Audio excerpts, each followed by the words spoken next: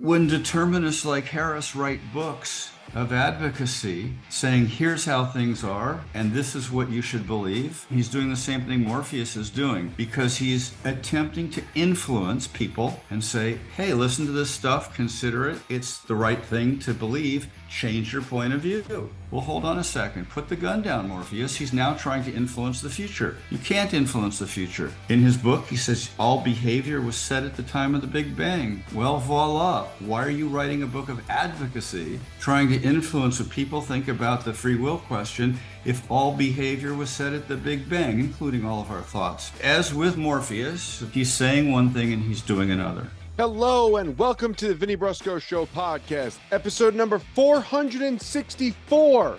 This week's episode, I'm joined by David Lawrence, the author of Are We Really Biochemical Robots? A critique of determinism and Sam Harris's free will. So, if you want to go deep into yourself, this is the podcast for you. Enjoy. Hey everyone, this is David Lawrence. I wrote a book called Are We Really Biochemical Robots? Welcome to the Vinny Brusco Show. And here we go. So what brought you to this world of determinism and free will, and kind of what was going on in your own personal mind, in your zeitgeist, if you will, that kind of brought you to wanting to dissect this? It was quite serendipitous. I picked up a book by Sam Harris one day called Free Will. I'd liked Harris's other books and pretty much was in sync with him on the issues. And this one I wasn't, just didn't intuitively agree with what it had to say or the arguments, but I didn't know very much about the subject. So that embarked me on a research to originally just write a short little article, assuming I disagreed with it. After a bit of education, I thought I'd write a little article, which I thought I would. I thought I'd write a little article about it, and that little article became a big article, became a little book, became a big book. So 25 to 40 pages became 150, became et cetera, et cetera. And there I was.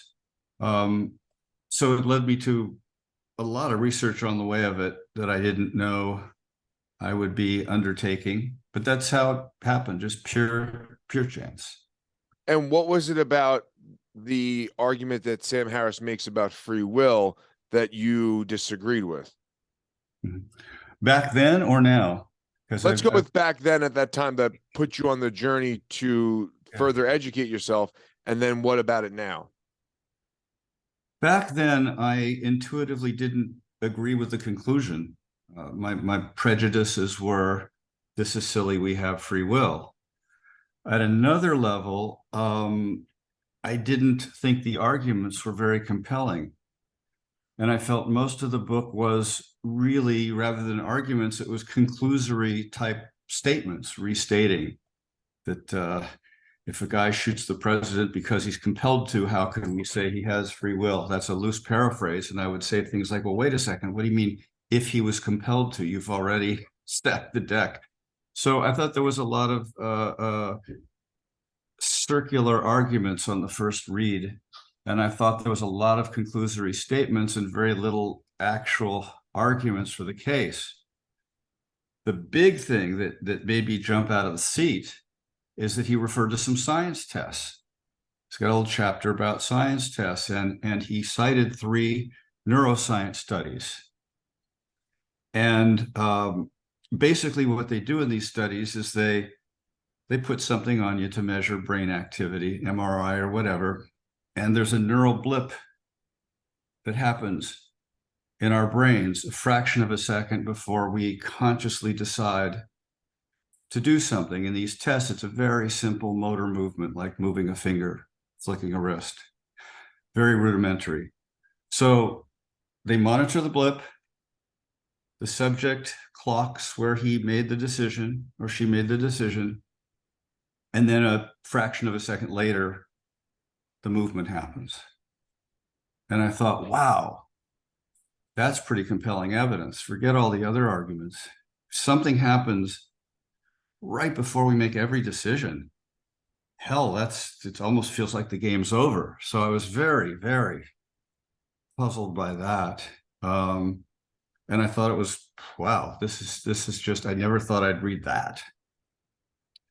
That's what jumped out at me. When I went to actually research the studies, it turns out that none of them said anything of the kind relating that blip to the conscious decision, to the motor movement. Not a single study said that there's a causal connection between them.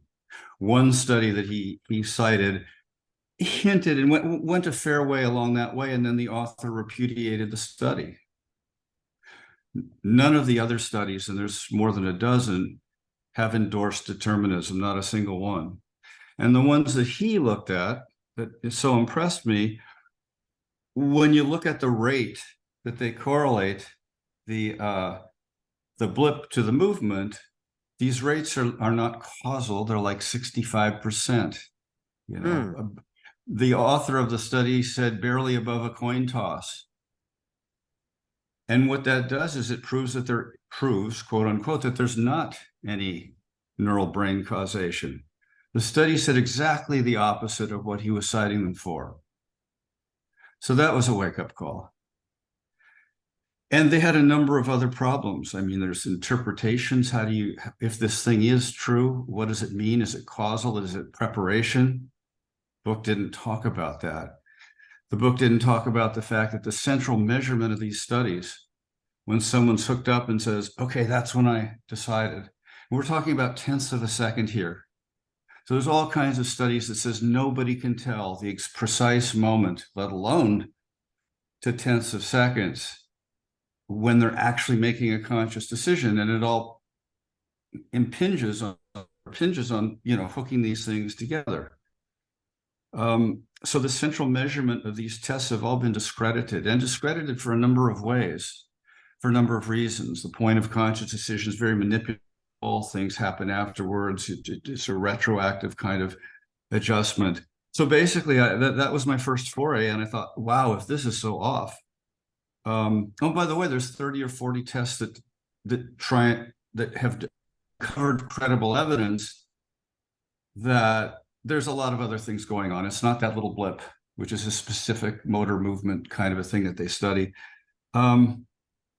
So I thought, wow, if this is the way things are playing out, maybe these determinists aren't quite providing a really accurate, fair, and balanced kind of a picture about what's going on. Well, I think let's set the guidelines of the two terminologies. And we probably should have done that before that part, but there's free will and there's determinism. Can you, in your words, define those two terms and what they mean to us as a human being and a human condition that we experience? So free will means exactly what we think it means in common sense. We have the ability to think for ourselves. We make decisions that aren't forced upon us. We're able to control our actions and implement our decisions, and we're able to influence the world, change things. So that requires a universe in which things can change, that it hasn't been predestined. Determinism is pretty much the opposite. Something happened when the universe was born at the Big Bang, or if that theory doesn't pan out, then whatever happened at the beginning, it unleashed a chain of causes, physical events, cosmic dominoes that keep toppling forward up to the present moment. And everything that ever happens was predestined to happen at the beginning of that causal chain when it started out. And everything that you're thinking right now, everything I'm thinking, everything the audience is thinking, all of that was set 13.7 billion years ago. We have nothing to do with it. We don't choose our thoughts. We don't choose our actions. We are completely victim victims to the forces that control the universe, utterly powerless. So that kind of gets into the human implication. If we're determined, we're biochemical robots. We don't choose our thoughts. We don't choose our actions. We can't set our goals. We can't achieve our aspirations. We can't define ourselves as people. We can't improve ourselves or society. Whatever we do, whatever we think has already been planned. We have nothing to do with it. And what do you find from the studying and the education that you gave yourself and that the journey you went on, what do you find to be the hesitation for people to lean in either direction? Because for me, obviously, both are scary in thought. And when I was reading your book, it was almost like, a chicken or the egg type of thing. Like, well, if you do have free will, then your decisions are not made out, but you're still making a decision based off of your environment, your biology, your taste buds. We can go down to that path. Or you are predetermined, and therefore the decisions that you think are free will are already played out into action. So both of those, it's a chicken and the egg scenario to some degree, because it's almost a circular conversation. Well, one of the pieces to that puzzle is that free will isn't absolute. We make decisions based on circumstances, and circumstances have boundaries and limits and constraints. We have our biology and our chemistry and our neurophysiology and our family history and our genetics and all of that stuff. And that's influencing us. It's not to say it's determining us, except in certain areas and domains in which it limits what we can do. And one of the first, I'll call it mistakes, that I think determinists make, and Harris certainly talks about it a lot, is this idea that free will has to be absolute. And I'm not sure that gets to your circle, but the idea is that, as he says, if we don't know about and control every factor that determines us, it's a bit of a begging of the question, but put that aside for a second. Every factor that determines us, if we don't control everything, then we control nothing. So it's a very absolute kind of a position about free will, and I don't think it's defensible. The distinction isn't made, and Harris isn't the only one. And when I talk about these arguments, let me be clear, I'm addressing them to all determinist arguments. It's just Harris's book is an expression, a good representative of those arguments, though he has some of his own creative twist to it all. But in any case, the idea that we have to control everything or control nothing, I think gets a little bit into that circle that you were talking about. We have a body, we have a biological platform, and there's no reason to think that free will doesn't operate on the basis of our genetics and bodily platform and biology, neurophysiology. That's the platform in terms of the free will paradigm. In terms of this determinist, absolutist view of free will, if we don't control any factor that determines us, we don't control anything. And it's really quite the reverse. When I started thinking about it, you realize that free will, it's the opposite. Free will needs to have limits and constraints and boundaries. That's what it pushes against. That's resistance. That's what it creates. We can't control all the factors that determine us. And if we did, we wouldn't have free will. We'd be God, because we'd control everything. So one of the ways, I think, to look at that circle that you were mentioning is it's not absolute. We're subject to loads of influences, but they're influences. They aren't causal factors. Some of them aren't. Well, give me an example of what you think. Maybe I'll agree, but I'm not sure. No, I'm just thinking that there are definitely influences biologically. I'm going with the biological aspect of it that are going to set a certain tone of a lifestyle or a certain environment that you were born in, that you cannot deny the fact that that is going to be an influence for sure, but a non-controllable influence. Correct. That's exactly right. But for this determinist argument, you don't control it, you don't have free will.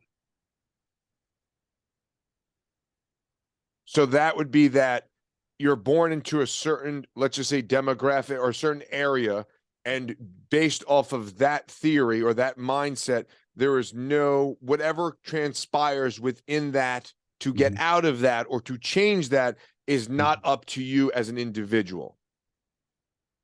Nothing is up to you as an individual, but this particular argument says that if any of those factors that determine us are not within our control, forget about free will. And that there's no room to maneuver in the circumstances you talked about. Like, we can't rise up out of poverty or a difficult home situation to become Bill Gates. You know, it's just not up to us whether we do or we don't. But if in the free will paradigm, you have the ability to rise up above economic adversity, no matter how you were born. You may be behind the 8 ball, you may have a lot of challenges that other people don't have, but you aren't absolutely rigidly determined just because you came from that environment. I mean, maybe you'll end up with a used Volvo instead of a Porsche, but you're still working and making decisions that got you to that Volvo. Hey guys, if you're enjoying the podcast, do me a solid. Subscribe, rate, and review. And of course, spread the word, tell a friend, click the notification buttons, do all that good stuff. It is greatly, greatly appreciated. How do things, and I'm going to use just this as the vehicle, because this is how my brain works. How do things like preference of, just to say, taste work? Because there is something that's biologically inherent in you, whether it be a food allergy, and you can, and now you can go down that rabbit hole of, well, maybe you have a preference to, let's just say, hamburgers, right? But are you introduced to hamburgers at a young age, or is it the biological taste buds within your mouth that make you predetermined to like hamburgers? First of all, you're getting me hungry. Me too. So we're going to have to change examples soon. This is another, I'm glad you brought it up because it really relates to what we were just talking about. Is it a influence or is it a determinant factor of control? In fact, this very argument is used by Harris and other determinists to show that we don't have free will. You like hamburgers. You didn't choose to like hamburgers. Your taste buds like to have hamburgers and whatever else deeper biology is behind it. That's a factor of influence in the free will paradigm. It doesn't control you. You can decide not to have hamburgers one night, another night. You can decide which kind of hamburgers. Granted that you cannot control a large degree of our wants and preferences and needs. We don't control. We can control them. We can condition ourselves and change and go to therapy and, you know, go to drug rehabilitation and so forth. So it's not as if we don't have any ability to change them. But let's say by and large, I like chocolate. I'm a chocolate nut. I can't change the fact that I don't like strawberry as much. At least I can't in the moment right now without a lot of training. But that doesn't mean I can't choose to not have chocolate or to have chocolate or refrain and stick to my diet. What it is a condition. It's a limiting condition, just like you're 6 feet tall, just like you were born in Philadelphia rather than San Francisco, just like your gender, whatever it is, it's a condition, it's an influence. And the fact that we have pre-given preferences like chocolate is no different than coming up to a predetermined fork in the road that we can't maneuver and change. We have to take one way or the other way, or we're in trouble. So again, it is a great question because this thing about preferences and desires is used to say that we don't have free will. But wait a second, just because you like hamburgers means that you can't order fried chicken for that night? Of course not. Well, it's not saying that you can't order the fried chicken. It's saying that you're going to be predetermined or predestined to order the fried chicken on that night.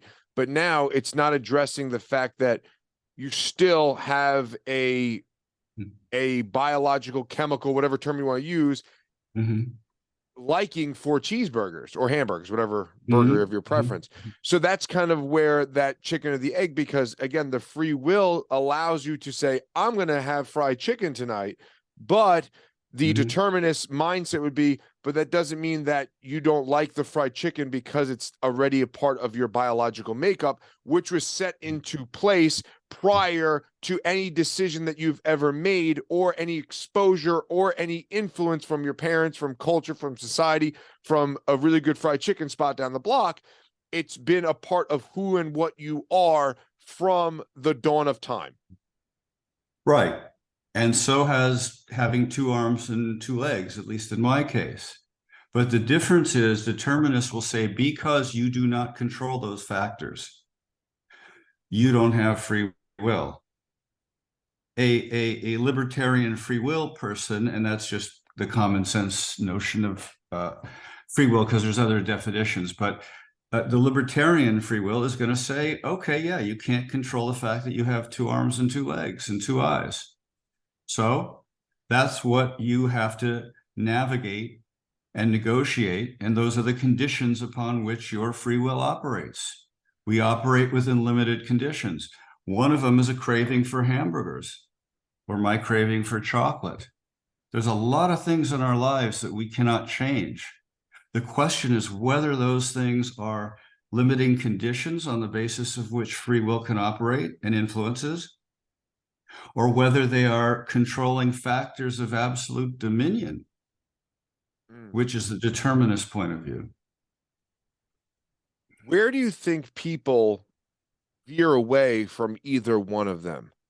Where is it that people make a U-turn and go the opposite direction? Like, nah, this is too much. I can't. Because I find that when I was reading your book, so much of it was that ping pong match between myself, or I'm like, do we have free will or are we predetermined? And I could see both actually being viable.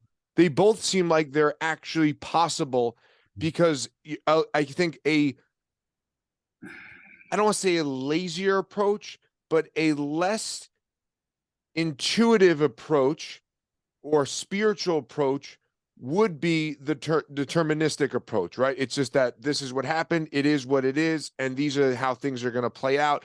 I don't know how they're going to play out. And I may think I'm making an impact on my future, but ultimately that future is set in stone no matter what.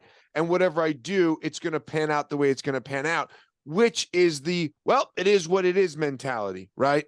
But then the free will approach to it is, I do have a potential impact on that future, so I might as well show up day after day in whatever capacity I can.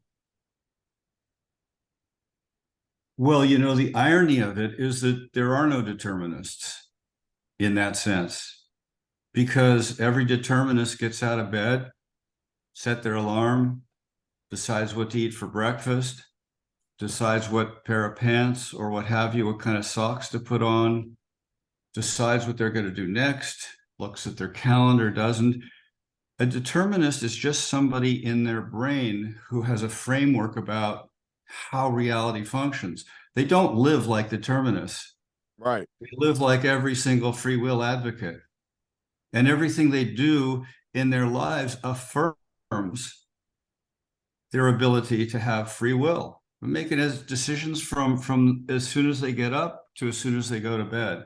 They can say they're determinists, but if the proof is in the pudding, if the pedal's to the metal, put your own metaphor, as long as it's not food at this point. The point is that they don't live like determinists. It's just something they say about how the world works. But I have something in the book that says, try not making a decision for 15 minutes.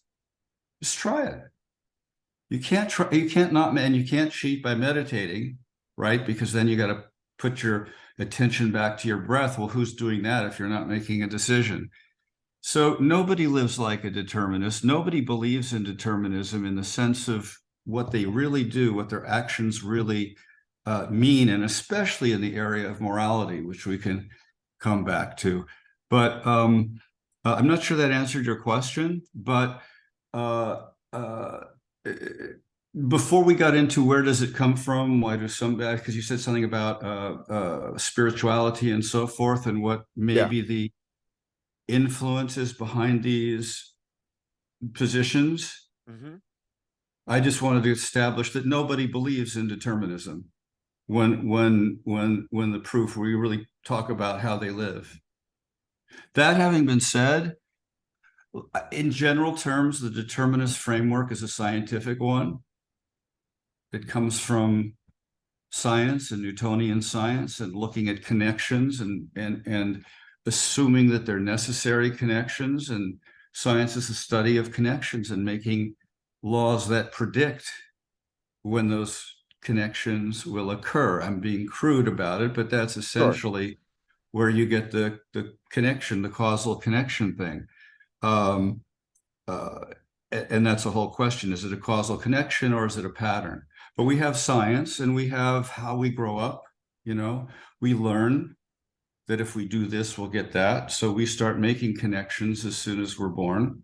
We cry, we'll get the bottle at some unconscious level at that point. But it's growing up as a series of making connections, and that's knowledge to a large degree. So there's some pretty strong forces that are at play that tell us that a lot of the world is structured by repeated sequences that maybe, question mark, are causal connections.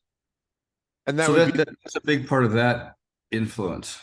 And that would be obviously Newtonian physics, right? And then you obviously now, with the introduction of everything that's going on with the world of quantum physics and the idea of string theory and all these related particles having a impact on each other that are not in direct connection, but are on opposite sides of whatever you want to use, a stratosphere, atmosphere, whatever, they're having an impact on each other. And that's something in which where the impact of those connective and that connective fiber is not something that's directly being impacted, but is being impacted on this almost non-measurable sense. Yeah, that's the irony, isn't it? I have a long section dealing with how science in the last century or two has undermined the whole concept of cause and causation. And under Newtonian law, it was, physical impact of a local nature, a transfer of energy or influence. And as you alluded to, now under quantum physics, we have something called entanglement, where something happens here and something 18 galaxies away, forget atmosphere strategy, 18 galaxies away. Forget about in Queens, we're talking about galaxies. Yes, beyond Queens, several Queens. Right. Stretched end to end. Something happens way over there, and it's not physical, and it doesn't abide by any rules of Newtonian science, and doesn't have any mechanism or understanding. We're completely at a loss to explain what the hell's going on. But it's not local physical contact. That's been a big breakthrough in the quantum area. There's a lot of other things that chipped away at the restrictions against free will that Newtonian science put in place. But that's it ends up all the way to non-physical influence.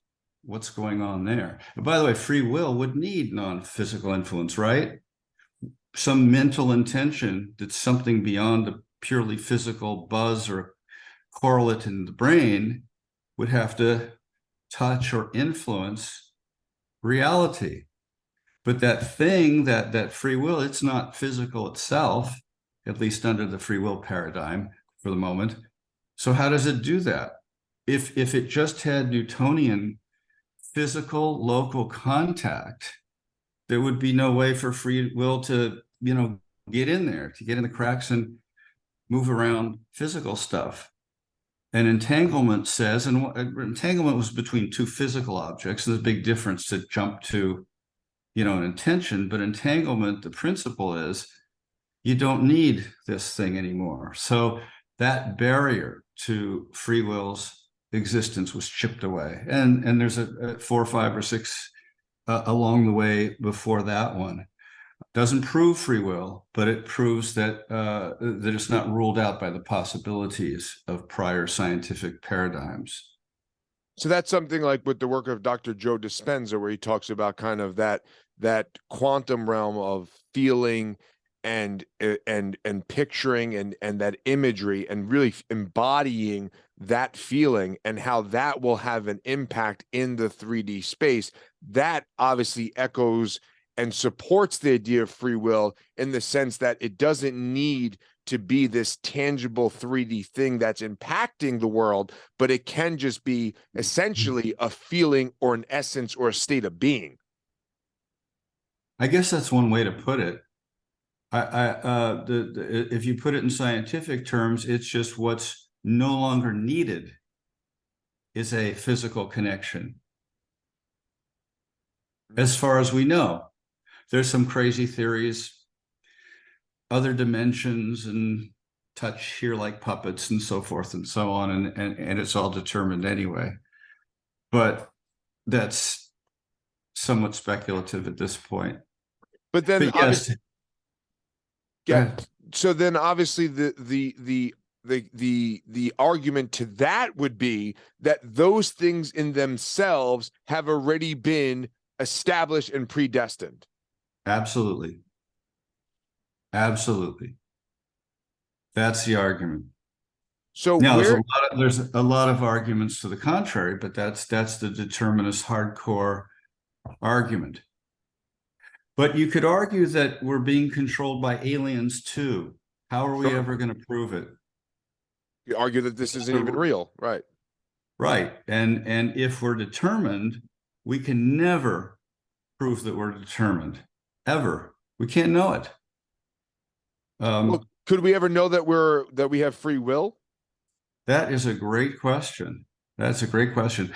I believe so, but in my opinion, we're not going to be able to prove that until and to completely rule out determinism in a way that determinists will be happy and satisfied, and not determined that they were happy and satisfied. So I think there's something about there's some limitations to the current paradigm in which we think about things, and the current distinctions that we make, and the limitations of relationships between events, causal, voluntary, random, probable. We may not have the vocabulary yet to resolve whether there is free will in some scientific defining definitive. So what I wanted, a definitive sense.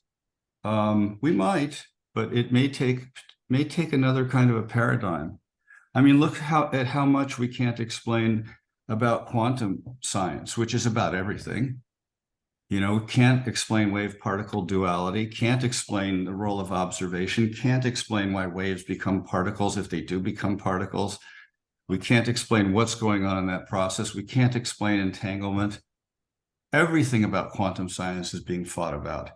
Nothing makes sense. And it occurred to me at some point that we just may not yet have the tools in the tool chest in how we conceptualize reality. And we may have to wait another paradigm. And in 500 years, when they look back, those dummies, quantum science, what were they thinking? Waves turn into particles? No. And it's going to be a whole nother thing. You mentioned string theory. String theory pretty much crapped out in the last 50 years. I'll probably piss off some people saying that, but the string theorists, the diehard, but pretty much everybody has acknowledged that that's not going to be the way. But we may need another way before we can say that about free will. I think we can say that we'll never know if we're determined because it's a contradiction. And I go in the book to some degree because I think determinism hasn't been forced to address the idea that every determinist principle is inherently contradictory. And it's contradictory because you're saying that your thoughts, every thought that comes into your head, was forced upon you by this causal chain that started at the Big Bang. So everything you think, every thought you have, you don't believe it because it's true. You believe it because you were forced to believe it by the cosmic forces that move along the cosmic chain. And so you say, well, hold on a second, determinist. Your thought about we're determined and our thoughts are determined, according to you and your philosophy, that was just put into your head. And you just believe it because you were forced to believe it. You don't believe it because it's true. And according to determinist doctrine, you can't believe otherwise, that determinism is true. So there's a built-in contradiction because they're trying to make a truth claim about reality. But the claim is that in reality, there is no truth, because we don't control what we think true. So every statement that we're determined, every statement that our thoughts are compelled, is a vicious circle. It's like saying, I was compelled to believe, my thoughts are compelled. Or determinism is true, but I was determined to believe that. Right. So it's a self-contradictory statement. And to bring it back to aliens, how are you ever going to tell if we're determined? You can't say we're determined. Any experiment you do to prove determinism, it's like you said before, you were determined to think that that experiment was valid and to do it. So what? Doesn't mean anything. It just means what you were forced to do. So you can't prove determinism if determinism is right. It's a self-defeating idea. And if you think that it still could be right, you never know. Well, I love these types of mental check-ins because there's so many theories or so many thoughts or so many things that I've read. And one of my favorites, like, you actually don't know what you look like, right? And it's the idea that you see a face, I see a face, but I don't see the face that you see. Now, I know I have a beard and I know this is my nose, but the pieces of Mr. Potato Head in my mind might be very different than the pieces of Mr. Potato Head that you see on my face. And that's it's these kind of mental check-ins of reality and what is reality that I love going down these rabbit holes, or everything behind me isn't in existence, but only everything that's in front of me. And when I turn and bring things into my scope and my lens, that's when it comes back into reality. So there are all these different types of rabbit holes that you can go down that question your own existence, that question your own experience in this reality. And it's when you kind of go down these rabbit holes that allow you to realize the humanistic element in all of them. Well, in case you or anybody is wondering, I really look like Paul Newman. This is just what you may be thinking I look like. On holidays, I look like Robert Redford. There you go. So just to put that out there and make it clear. But yeah, you're right. I mean, but if you're a determinist, you would say all of those rabbit holes are just things of the mind that you were pre-programmed to do 13.8 billion years ago. They're not real. They're illusory. You just tricked into thinking they make sense, and they're rabbit holes. And they're puzzles, and that's what they are.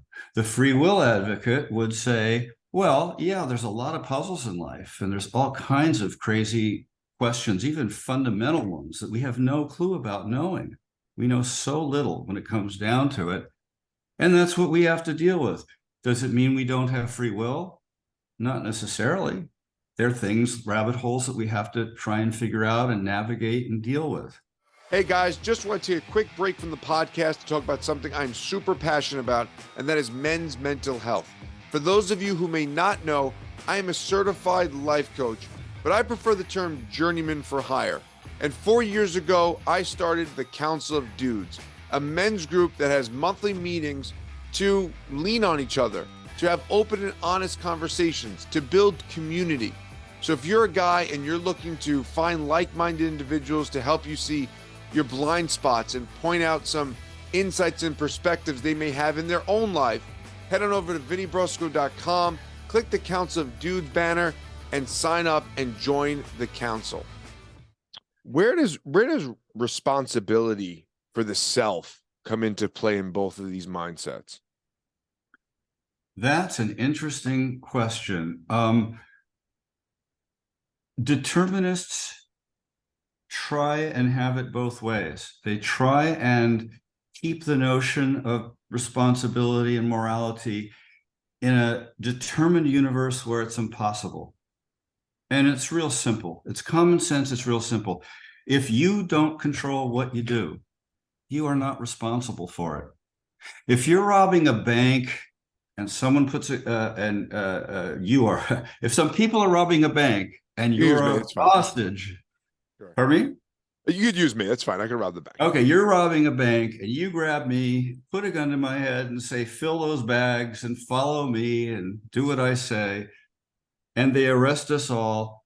You're going to get charged with armed robbery. I'm not. I was forced to do it. There's no sense in which responsibility in any meaningful way can say that you're responsible if you don't control your actions.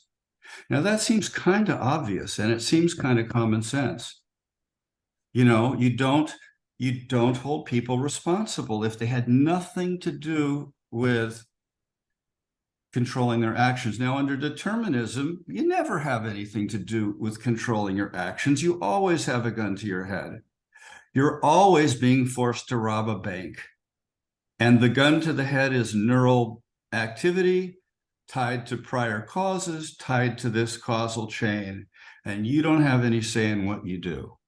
So there's no such thing as responsibility in a world where we don't control our thoughts or actions. Morality, same thing. Morality, how can there be any morality if what you think is right and wrong, what you think is a moral truth, what you think is a valid ethical code that you feel good about acting on, all that stuff is just thoughts put into your head under determinism.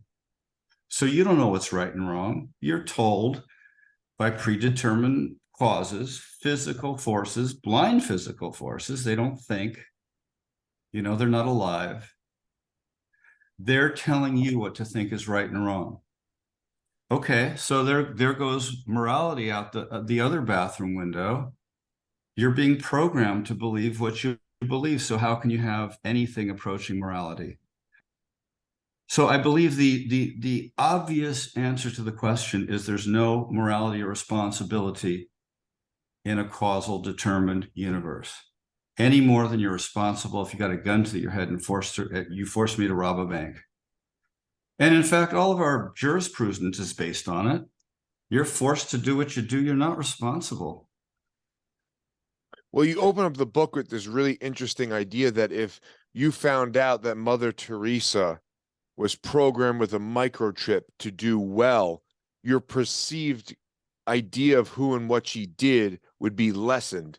And then to the opposite effect, if you found out that Charles Manson was planted with a chip, which again, some people say that he might have been dosed with LSD and coerced into doing some of those things, but that's a different conversation.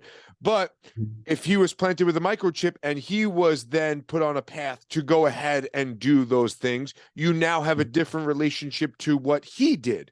So there is this implementation of our own feelings and judgment that come into play when the conversation adds this alternate version of reality. And that was determinism. The chip is a metaphor for determinism. Mother Teresa was forced to do all of her good deeds. She had no say in it. She couldn't do otherwise than to do it. She was forced to do it. Is she responsible for it? No. By the same token, Charles Manson, string of brutal murders. He couldn't help the cards he was dealt. He had to do it. He couldn't do otherwise. He's no more or less guilty of anything than Mother Teresa. He isn't good, bad, and she's good. They were just caused to do what they were caused to do.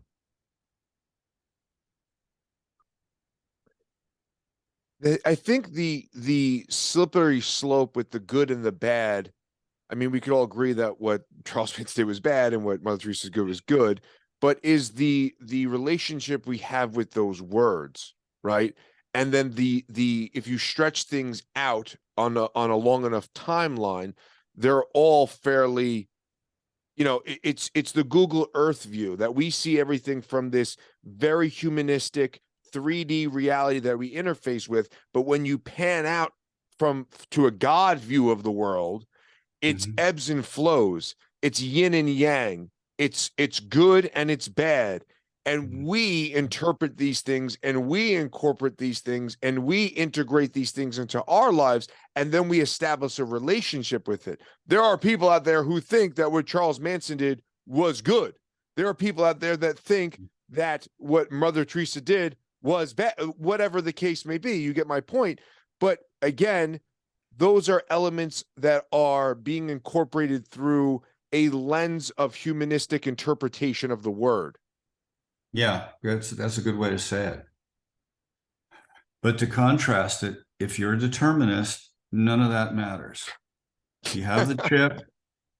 You think that I know it's pretty bizarre, but you think that, everything you just said in your analysis, pulling back, coming in, the humanity of perspectives, the multiversity of perspectives, all that stuff is just like a rock going down the hill.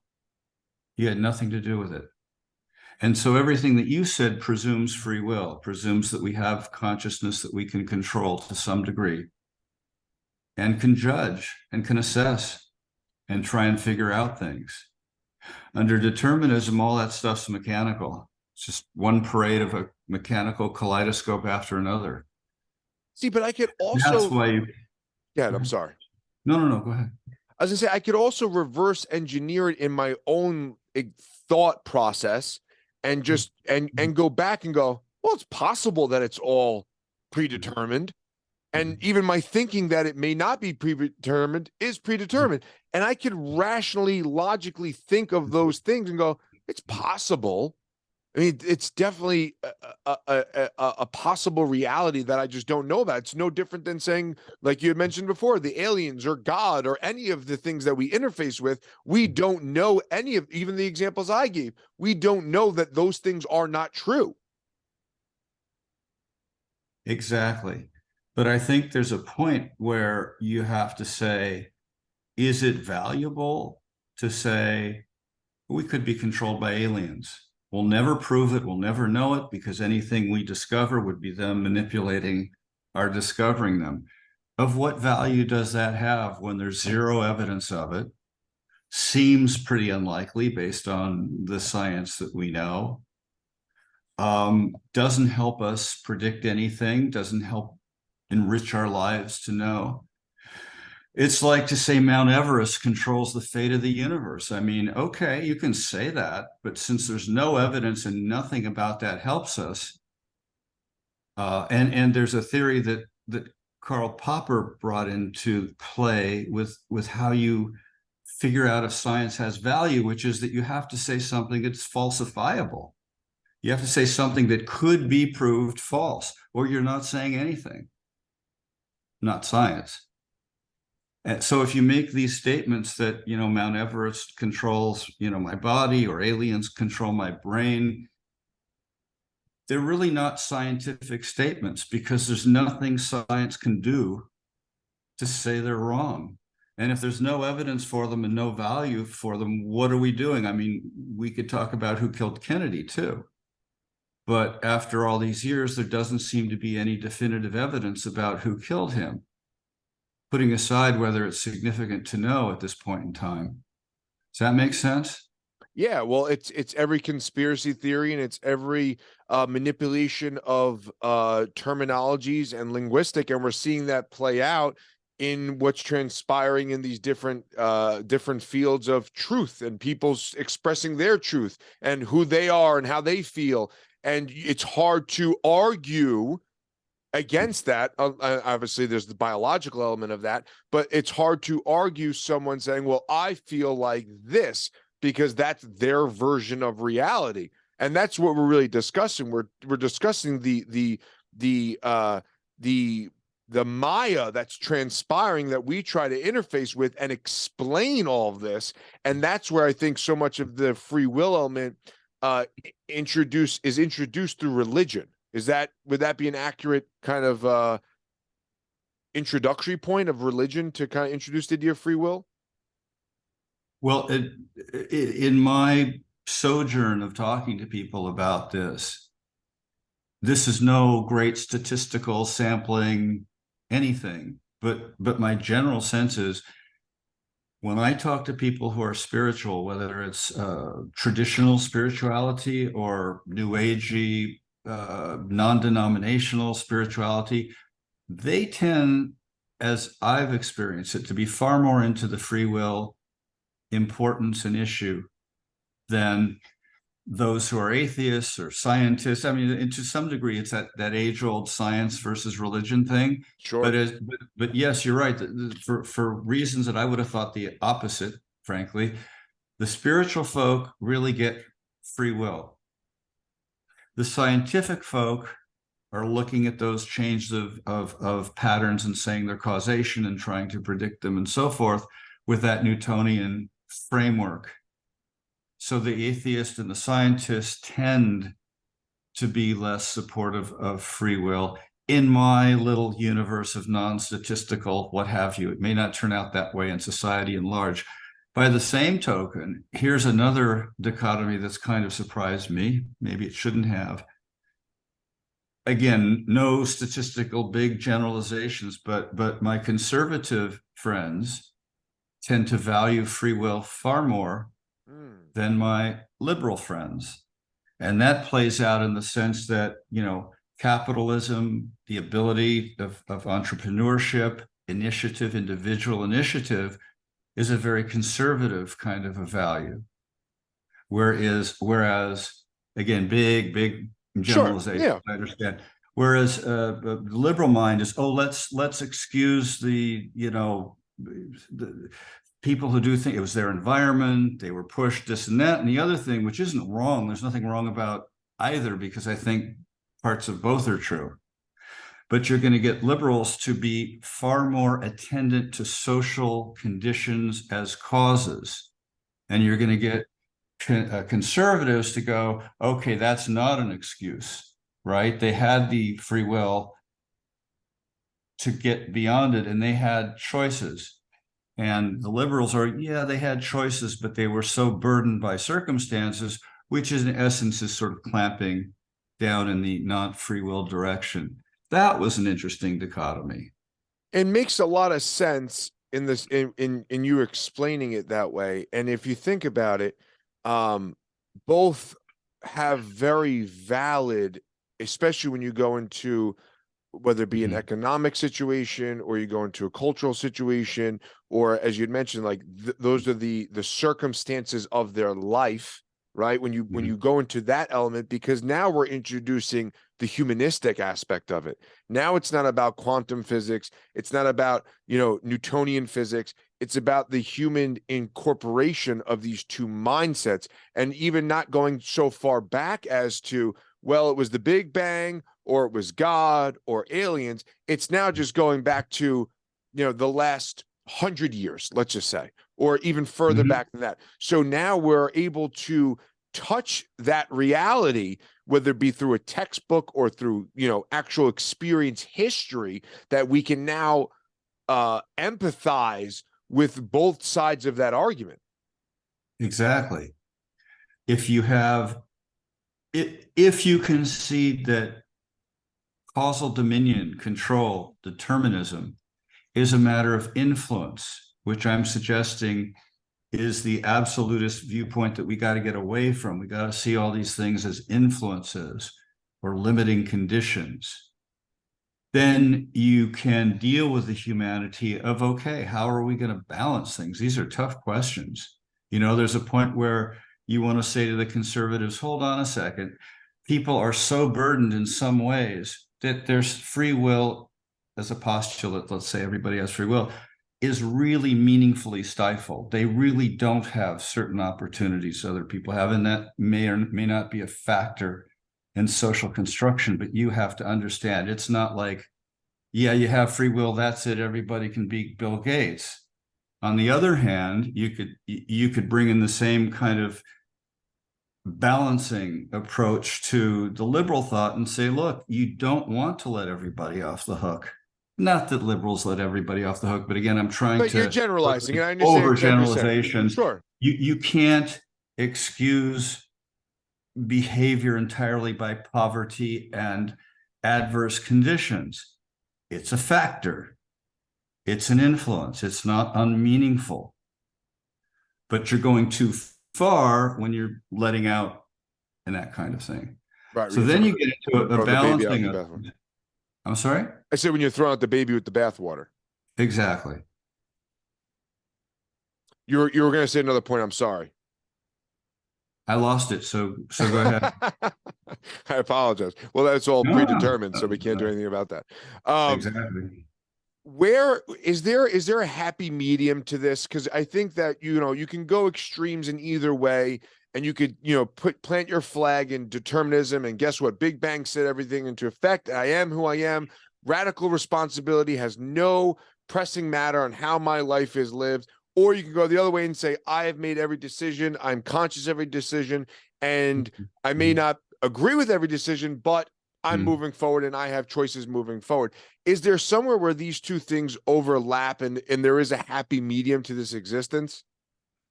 Well, in terms of schools of thought, there's a school of thought called compatibilism that tries to integrate free will with determinism. Harris rejects it, and I reject it for exactly the same reason. Why do you reject it? Because you can't have it both ways. If you have the ability to do otherwise, then you have the ability to do otherwise no matter what the state of the universe is. You're a force that can change the direction of the universe. And compatibilism is saying, no, you are determined. Everything you do is because of molecules and quarks and whatnot bouncing around in your head. But we're going to say you have free will anyway, and it doesn't mean what free will means under my definition and what's considered libertarian free will. It's sort of a truncated, bastardized, circumcised, whatever metaphor you want. It's not real free will. It's just like, well, if you think you're doing this, and it's all incoherent. It's just talking out of both sides of their mouths. You either have the right to do otherwise, or you don't. It's that simple. You're either controlled by all these factors or you're not. And what compatibilists do is they, as Harris says, I think they define the free will out of free will, and then it's just, if you have the desire and nothing interferes with the desire, is one of their patchwords of defining free will. So you desire chocolate ice cream or my chocolate shake over there, and I can reach for it. Nothing's obstructing me internally or externally. Then I freely reach for the chocolate, even though the reason I reach for the chocolate is because of all of these quarks and electrons and neural signals are doing their thing and force me to reach for the chocolate. Sorry, you don't get it both ways.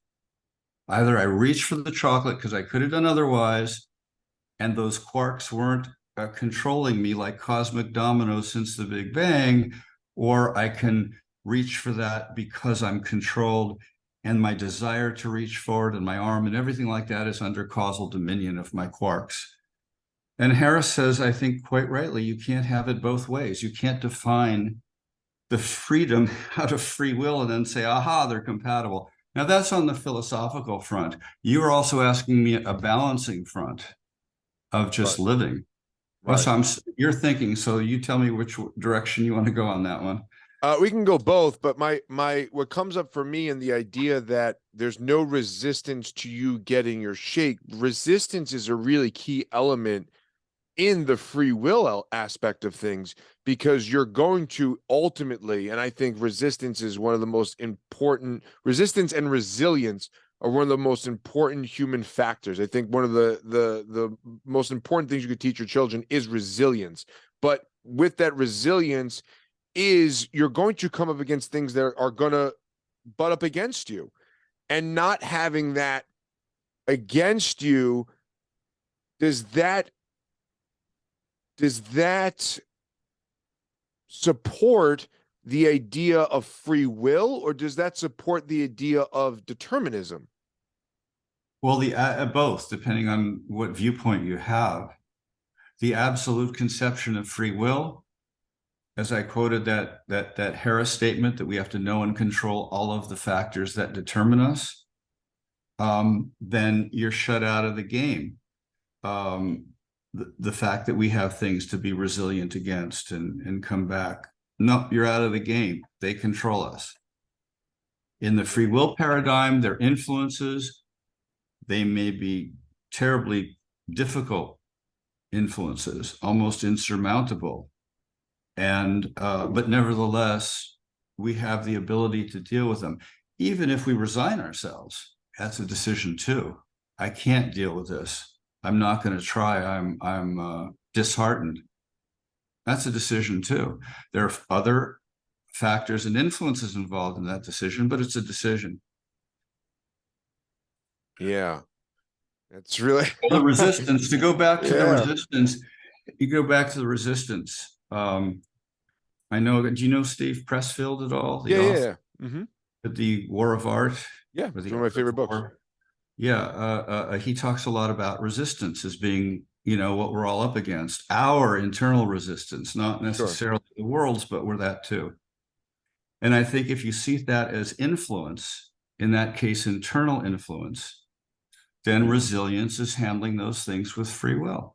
If you're a determinist, it's all just a kaleidoscopic play. You're not really handling anything. I want to go back to something you mentioned earlier in the conversation, which was the idea of that instinctual decision-making process and the studies that were done or supposedly done that represented a moment or a blip where a decision was made. In the book by Malcolm Gladwell, Blink, you know, this intuitive decision-making process, whether you want to call it a gut feeling or whatever you want to refer to as, is something that, you know, we all experience at one, I think, time or another. We all have this instinctual feeling.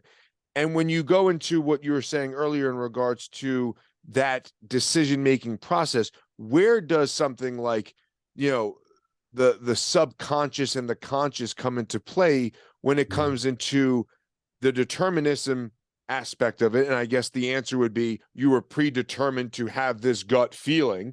And where does free will now take that and run with it? I think free will takes it and runs with it in the sense that, first of all, it is an influence. We don't need to see it as a dominating factor of total dominion and control. It's an influence. And I think that free will can take it on another level and say, look, there's a lot of, how can I say this? Non-articulable knowledge. Let's call it knowledge. It's normally called intuition. But we have a sense that isn't articulable about the right thing or the best thing, that isn't based on our faculties of reason, but they're still giving us input. Now, we still have the right to follow them or not, right? And sometimes we have all followed them to our peril. And we look back and we go, damn, I had an instinct there not to go with that guy. I had that instinct. Why did I go anyway?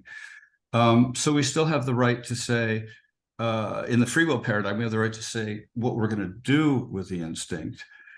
But I think it's not against the free will paradigm to say, look, we got lots of levels of things going on here at unconscious and all kinds of levels and their influences, and we can use them to our advantage, but we still have to say, I'm going with that instinct. Now, if it's touching a hot stove, that's a biological thing, and that happens before we can, you know, process anything rationally, obviously. But we have this sort of intuitive knowledge. I'll call it knowledge for a second. That's just not rational, and yet it's connected to the universe, and telling us something. Or maybe it may be a fantasy, but at times it seems like it's really steering the course and saying you really ought to go in this direction.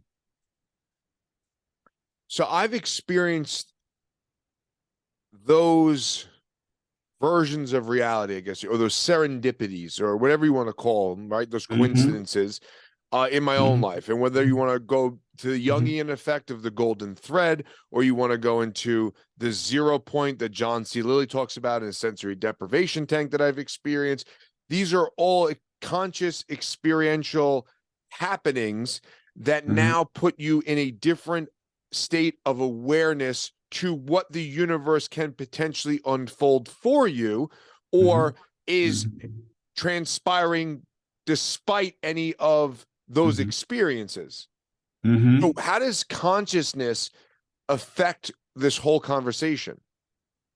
Well, this is the thing. It's the yin and the yang, right? When you're taking a drug or you're going into a flotation tank or what have you, you're making a decision in the free will paradigm to create circumstances that are going to influence you. You're actually controlling the influences. And then when you have the influences, they're the springboard for the next conscious move or decision. So we have choices to change our influences, which restrict our choices, oddly enough, in a direction that we want to go in. You know, one of the things that it brings to mind is that one of the arguments determinists make is we watch our thoughts. We watch them arise. We don't know where they come from. We just watch them. When you meditate, you certainly do that. Sure. And for the most part, if you're writing a sentence or something, you pause and you go, what am I going to say next? And some fragment pops into your brain, and then you go with it. Under that argument, we observe our thoughts, therefore we don't author them. But the fact of the matter is, it's leaving out the yang of the yin, or the yin of the yang, or the yang of the yang. But you get my idea. It's both taking in, observing, and giving out, which is acting with consciousness, with volition, based on the input that you're getting. We don't just watch our thoughts. When we do math, we're not watching anything, we're calculating. When we're making a decision, we're actively juggling and judging our thoughts. We're not just observing them. And that's sort of a yin yang going on. And that's the same thing as what you just talked about. You take in your circumstances, you make your decisions and go into the tank and arrange all the conditions. And then those conditions now, in the observation as a metaphor, now they influence you. And you come out of there with mellowness or great new insight or whatever it may be. And then you take that and go forward again. Does that make sense? So it definitely does, but what comes up for me is that you're creating the vacuum that is the sensory deprivation tank or a place to meditate. You're creating that vacuum. I agree with that. And you are now extrapolating from the experience to move forward after the vacuum or the time allotted has ended. But what transpires, or at least from my experiences, what transpires in those moments, whether it be with the golden thread that I've experienced or the 0 point, is something that seems to be out of my input, my control, my rational thought, my experiences. It starts as me seeing or observing my thoughts. In my opinion, my thoughts are arising. The way I was explaining is that, the first 20 minutes of a sensory deprivation tank, all the dust is settling of your mind. And that's usually meditation too. It's like, oh, I have to pick up the kids. I forgot to get the milk. And all of these humanistic thoughts are all jumbled around. But after that first 20 minutes or so, the dust settles and something else arises. And that's something else that seems to be coming out of the ether is not of my making, although I'm setting the tone of the vacuum in which I'm in, that in which is coming out of me, or that it's invoking from me, is not of my doing. And to take it into the mundane level, when you write that sentence, and I don't know what to do. What am I going to write there? Shit, how should I go? And then something pops up. That's one of the mysteries of life. It's popping up from the void. It's not you. But wouldn't there be an argument there for determinism in the fact that it is not you, therefore it is something that has gone into place that is coming through you that may have already been predestined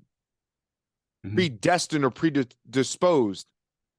Well, that's okay. because if it's not absolute, I mean, that would be the absolute position. Sure. But if you take these things as influence and you have a mind open to the fact that the universe is a very mysterious place, whether we have free will or not, it's an extremely mysterious place. And why that sentence pops up out of nowhere, who the hell knows? I mean, it's certainly directed by my intentions and the subject matter and what I want to say and all the circuits that are going on about that. But it pops up, it seems to pop up out of nowhere. And that's a pretty amazing thing. But what do we do with it? We have it, now we judge it, and we think about it, we manipulate it, we change it. No, it's not quite right. No, yeah, maybe with that word. And now we're doing something different. We're no longer observing what pops up. We're rationalizing and calculating and so forth. So that's sort of what I call the yin yang. But the question I think you're asking is the fact that, now let's go back to your example. You settle down in the tank and you enter some kind of state which clearly is not you and not normal and beyond you. That doesn't mean you don't have free will. It means that you have the ability to experience and get in touch with things that aren't you, just like that sentence pops up from the void. When you think about it, it's awfully mysterious, just writing a sentence. Any kind of art, any conversation. This conversation now is a mystery unfolding before us. Exactly. We're constantly, if we aware of it, we're appealing to the void, not knowing what's going to pop up. And as things pop up, we're also shaping them and directing them. And that's the double yin yang. No, that'd be four. That's the yin yang of the world, you know. But I can see how those things are potentially predetermined. Well, you can say that they're beyond our control, and I think they are beyond our control to a large degree. That doesn't mean that you're determined within the domain that you have free will. That again goes to the all or nothing. Is the fact that you can experience, profound states mean that you're determined in all the rest of your life when you're in a very different mode of consciousness, exercising free will, or so it appears to be? No, it's a strong influence that you actually brought on. You could have taken a drug, not saying it would have the same effect. You could have stood in front of a railroad train, but you architected to a large degree, it invoked almost like a shaman or something like that. You actually brought in the experience to your life, and the experience you brought in was beyond you. I don't think that means it was determined, because your efforts brought it about. Did it bring about something that you have no control over? I'll buy that one to a large degree. But who set up the conditions? You know, who said they wanted to get in the tank? Right. What determinists do is they exclude the whole half and say, okay, well, you were in the state, your influence, you don't control the factors that determine you, boom, no free will, gone. And it's like, what happened to all the rest of our experience and the rest of our lives?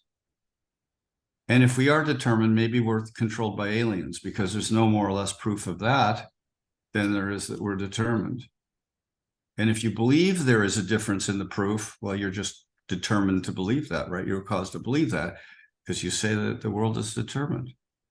Now I'm going to give you a loaded question. Is determinism a severe crutch for dealing with life? And death for that matter. I don't think so. I mean, not in the academic sense of we're talking about theories about what makes the universe work. I think there's a lot more important factors than, philosophical frameworks about how things work behind social movements and how we set up society and so forth. But do I think that there's a sense in which victimhood versus prerogatives and choice enters everything we do? Absolutely. I mean, Go back to your resistance. Everything that we think is resistance is a piece of us that's beyond our free will. At the moment we're saying, oh man, we got to resist that. Now we got decisions to make and we got efforts to make and all that stuff. But that thing, whatever it is that's resisting us, is something that we're not controlling in the moment. That's why we have to do something.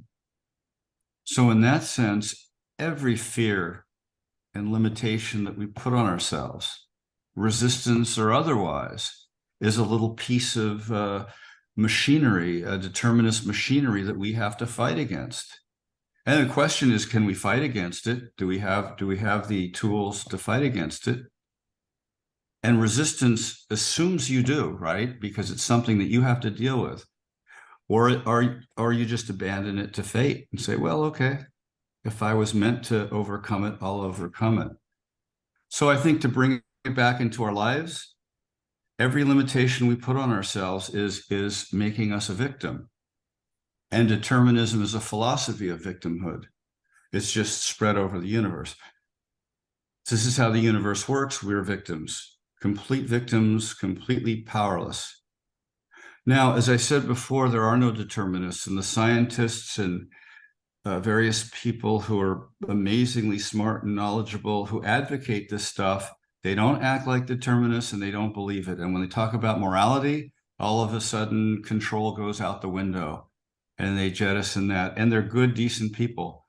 So I don't see any difference between the morality, at least in the public figure sense. They're every bit as, moral and commendable and decent people as libertarians. I don't think people are ultimately motivated by the framework, but that doesn't mean it's not offering sort of an energy that's putting out there that you're a victim. And they've done tests where people cheat on tests when under artificial conditions when they're given determinist mantra stuff to think about, and they cheat more than those who believe they have free will. So there is a behavioral impact on those beliefs. Really, anything which you believe has a behavioral impact. But so they've linked the belief in determinism to anti-social conduct, and the belief in free will to moral integrity. Small studies, tiny samples, they can't be overdone, but they're interesting. And that makes sense. I mean, that makes sense when you explain it as the blanket of the cosmos and how the universe is laid out, essentially. But then when you bring it down to this, as I mentioned before, this humanistic experience that we're all having, then, obviously there's going to be a moral fiber that gets integrated in both of these theories and these mindsets that is going to play out on a stage before us. You mentioned the word fate, and I think that's a really telling word in these two polarizing views, if you will, in the sense that you could chalk it all up to fate and, well, this is how it was meant to play out. And so many times there have been moments in my life that I can reflect and go, well, that was just the way it was meant to be, and whether it be a job interview that went sideways or whatever it is, you could always go, well, that's the way it was meant to play out. It's that great scene in The Matrix. I always reference it when they go to see the Oracle or the Keymaster, and Morpheus is in the elevator with Neo, and he says, did we do something wrong? And Morpheus says, no, what happened and couldn't have happened any other way. And Neo's response is, well, how do you know? And Morpheus says, because we're still alive. And then they get down, the Keymaster's there waiting for them. But there is a component of fate that we all kind of chalk things up to. But then in the free will scenario, we now use fate as our fuel to project ourselves forward. Partly, but I think there's a deeper level that the free will point of view can incorporate fate, which is really profound, deep sources that we have a very limited ability to control, especially in a very big picture, grand scale, bird's eye view of things. So elaborate on that. Well, I'm trying to see how to put this. Morpheus, he was using that in a very determinist sense. It had to happen, I think. Can't recall the movie, it's too long ago, but it had to happen. It was determined. It was a mechanistic outcome predetermined by prior causes, and here we are, and that's why we're here. Okay. That's going over to the dark side. to the determinist dark side, Morpheus. Sorry about that. It's okay. If you haven't noticed, I'm a bit of a Star Wars guy, so dark side, let's go. Cool. Well, probably be sued for defamation by Morpheus's family tomorrow. Not around, but what have you. So that's going over to whatever, but you don't have to go all the way.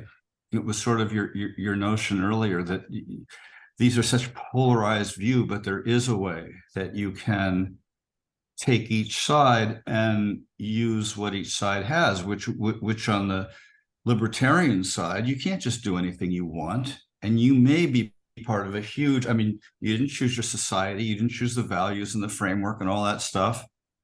Big influences.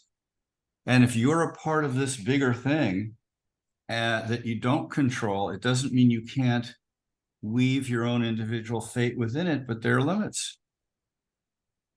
So there are things in that big picture sense that a libertarian can say are fated and they're profound. On the other hand, the Morpheus viewpoint is, why are you in an elevator fighting, Morpheus? Why are you fighting if it's all determined? If everything happens as it's supposed to happen, throw your gun down. See, because he's making decisions as if things don't have to happen, and he's double talking. Sorry if you're clearly a Matrix fan, and no, I just remember that. I'm going to be banned after saying this, but not at all. But he's talking out of both sides of his mouth, because on the one hand, he's saying everything is determined. And the other hand, what the hell are they doing? They're escaping and they're using guns and they're trying to fight the powers that be, the resistance of and determining their own fate. So he's full of shit, like a determinist, because for one moment, I'm just trying to bring on the lawsuits now. Yeah. Because like a determinist, well, he really is full of shit in the sense that he can say that, but that's not how he's acting. Well, throw down the gun. Let's put the pedal to the metal. Why do you have the gun? Why are you defending yourself? When determinists like Harris write books of advocacy saying, here's how things are, and this is what you should believe. It's my sincere belief that the world works this way. I'm telling you, it works this way. What the hell is he doing? He's doing the same thing Morpheus is doing, because he's attempting to influence people, his audience, and say, hey, listen to this stuff, consider it. It's the right thing to believe. Change your point of view. Well, hold on a second. Put the gun down, Morpheus. He's now trying to influence the future. You can't influence the future. In his book, he says all behavior was set at the time of the Big Bang. Well, voila. Why are you writing a book of advocacy, trying to influence what people think about the free will question, if all behavior was set at the Big Bang, including all of our thoughts? He, as with Morpheus, at least he's in good company, right? Powerful people. He's saying one thing and he's doing another. It's operating in your own system within the grander system, right? The grandiose system that's at play, and then finding your own particular system within that, right? And I think that's what both arguments are making, is that there is something larger at play, or at least the free will actually would be making that point, is that there is something larger at play, but you are able to operate within your own abilities to move accordingly. Whereas the deterministic aspect of it is saying there's a larger system in play, but you are confined to the rules of the game and the system itself. Yeah, that's one way of looking at it. Like, for example, when I said he's full of shit a few minutes ago, that was determined. I had no choice in saying that. But yes, you said it perfectly. We're operating within a bigger sphere of influence, and it's profound. And we can only operate in the free will paradigm within that sphere. But that sphere is, in a big picture historical sense, much stronger than any individual is. Doesn't mean we don't have free will. That goes to the absolutist thing. Oh, well, there's this, you're just a pawn on a big machine. Yes and no, right? You talked about the cross-pollination of these two things. Is that something that you think most people live in? Is that like the majority? Because I took a little bit of a poll earlier today, and nobody said in the poll that life is generated based off of determinism. It was either, I said it was either free will, determinism, or something in between. And 87% of the people said something in between. Interesting. Very interesting. Yeah, because we have influences and we're profoundly determined, and we don't choose those influences, whether it's our parents or our biology or physiology or where we were born or our neurology and our handicaps and our genetic heritage and all that stuff. Those are pretty big influences. Those you could say are almost determined. Well, they may be, in the biological sense, you could say that, but the question is, are they determining our behavior and our consciousness? And even in the biological sense, there's a big question about whether they're determined, because that was the whole thing early on about whether causation means anything anymore. What is causation? But even if you say, okay, fine, I'll buy causation, I'll buy scientific causation, and throw out Hume, throw out Kant, throw out all these people who said that causation isn't quite what we think it is. All right, I'll buy it. So that's determined to some degree. But as I point out in the book, we can influence our genetics. Our behavior influences our genetics. When we change a behavior, our genetics follow along and change with us. We move to a warmer climate. And over time, over generations, our genetics help us deal with that climate. So it's an interplay between those forces. And I think most people, to go back to your poll, intuitively get that, Yeah. You hear people say a lot, well, I am who I am, right? And they nonchalantly throw that out there when in whatever moment. And that is really an interesting dynamic and an interesting sentence, because again, it's dismissing this idea of the ability that you're able to change, and you're rooting your neurological pathways as cement and concrete, and that you aren't going to change, or that you can't change, and it's just who I am, and it's who I've been for X amount of years. And that lends itself to a defeatist attitude or deterministic attitude, where it's just, this is who I am, deal with me. Whereas, if you were able to realize that you aren't only who you are, but you are capable of being so much more, then you're kind of leading into that free will element. Yeah. I mean, to go back to Morpheus, you could give him the credit and say what he really meant by that. He wasn't making a philosophical statement. He was sort of saying, peace, let's accept where we are. It was meant to be, here we are. Let's make peace with it and then do what we need to do, as opposed to a metaphysical statement about how reality works. It's probably doing both because of the Matrix, but the Matrix is an influence. You're still doing what you want in the Matrix, interestingly enough, or Neo and he wouldn't be doing what they were doing. But I think there's a psychological sense, to get back to it, that he's saying, calm yourself. It's meant to be. We're alive. Let's move on. So it was sort of like not a pronouncement about metaphysical reality. By the same token, somebody who says, well, I am who I am, could mean very different things. I mean, it could be different context and different tone, of which one of them, you're absolutely right, is just saying, hey, I was determined, don't blame me. Well, whatever, I am who I am. I don't have to try and change. You don't like it. It's said in a negative context. Usually it's like, don't try and change me. That's what I am. On the other hand, it could be said there's some truth to it, right? Because we do have limitations on who we are. And there's some things that are just so beyond our comfort zone that we can say, hey, I could push myself, but I am who I am. And in that context, you're sort of acknowledging the truth that a lot of what we are is limited, not all within our control. And in some big ways, there's things that really aren't in our control. Doesn't mean we're determined, but it does mean to healthily acknowledge that we aren't in control of a lot of things. David, this was a very beautiful conversation that when reading your book, I wondered to I really went back and forth of what I believe. And I think after this conversation, I still have that feeling, but I will say, I think the human element is the key component in all of this, and the cross pollination of both worlds is where we really do exist. And there is a bit of determinism, as you stated, with some conditions that we're predisposed to, if you will, but we do have the capacity to rise above of those conditions. So I really enjoyed the book. I'm still skimming through it. I read a lot of it, but I kind of took it in dosage.